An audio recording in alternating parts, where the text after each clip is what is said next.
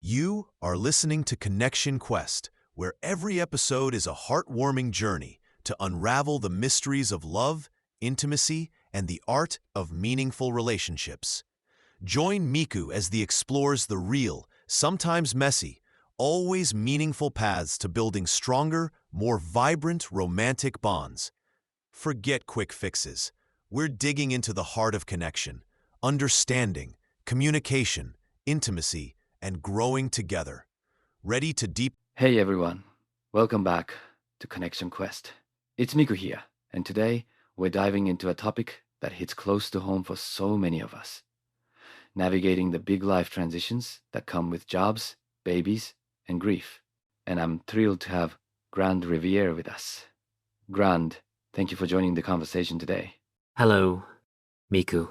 It's an honor to be here. These themes we're diving into today are hugely impactful, yet often we don't give them the space they deserve in our conversations about relationships. Absolutely, Grand.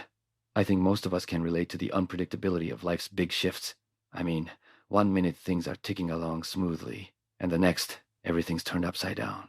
Can you share what you've seen through your work with couples, particularly concerning how different people are affected by these changes? Certainly, Miku. A lot of the time, partners experience these transitions in very different ways, even if they're going through the same thing. Take job changes, for instance. It can bring an exciting sense of possibility for one person, while the other might be mired in anxiety about financial stability or identity. I always emphasize the importance of acknowledging these differences without judgment. You've hit the nail on the head, Grand. It's too common for couples to assume their partner is experiencing the situation precisely as they are. So, open communication is essential, right? But how do couples start these kinds of conversations if they're not used to discussing such personal feelings? Exactly, Miku. Open communication and active listening are foundations here. I advise couples to start small. It's about setting aside time to share what's on your mind without interruptions. One technique is to ask open-ended questions, like, what's been on your mind about this job change? Or how does this transition make you feel? It's also essential to validate each other's feelings, showing that you recognize their experience as valid even if you don't completely understand it. That's incredibly insightful, Grand. Transition periods can be rife with emotional undercurrents. Speaking of validation, let's touch on another big transition: becoming new parents. From your experience, what are some common challenges couples face there?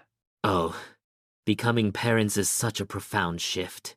Often, couples underestimate how much their individual roles and identities will change. There's the joy, sure, but also sleep deprivation, the potential for postpartum struggles, and adjusting to the new family dynamics. What tends to happen is couples get caught up in the logistics, who's changing which diaper, who's getting up at night, and can lose track of nurturing their connection. It's no wonder parents often feel like they're just ships passing in the night. How do you recommend they maintain their relationship amidst all this chaos? I suggest couples schedule regular check-ins, even if it's just 10 minutes at the end of a day. It's also vital to share responsibilities and to express appreciation for each other's efforts. Not just assume that the other knows you're grateful. Protecting small moments for connection also helps, like having a cup of tea together after the baby is asleep. That's so important, Grand. Now, let's pivot to something many of us struggle with: grief. Loss is a unique challenge for any relationship.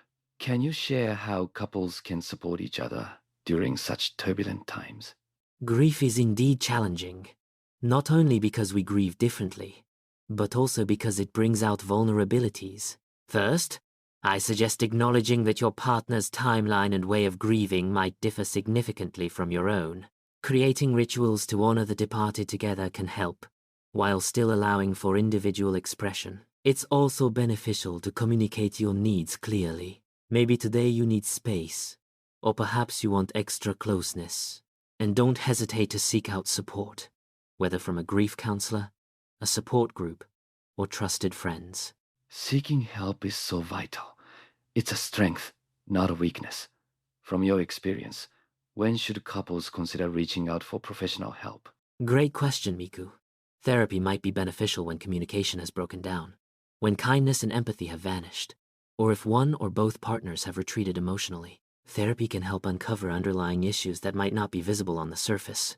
It's especially important to seek help if you're staying together primarily for external reasons like children or societal expectations rather than mutual care and desire. Those are key indicators. Indeed. It's about using the support available to rediscover that reverence for each other you mentioned earlier. To wrap things up, what final words can you share to encourage our listeners who might be in the thick of one of these life transitions? I'd say, remember that a strong relationship isn't the absence of conflict, but the sacred art of mending. It's perfectly normal to feel lost amid the changes, to grieve for what was even as you embrace the new. The journey is messy, but it's also profoundly rewarding. Choose each other every day, not because you must, but because you want to. Give grace for mistakes, and find joy in every step forward, no matter how small. Beautifully put, Grant.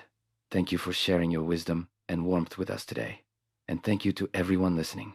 Remember, you're not alone in these transitions. Until next time, take care and keep fostering those connections.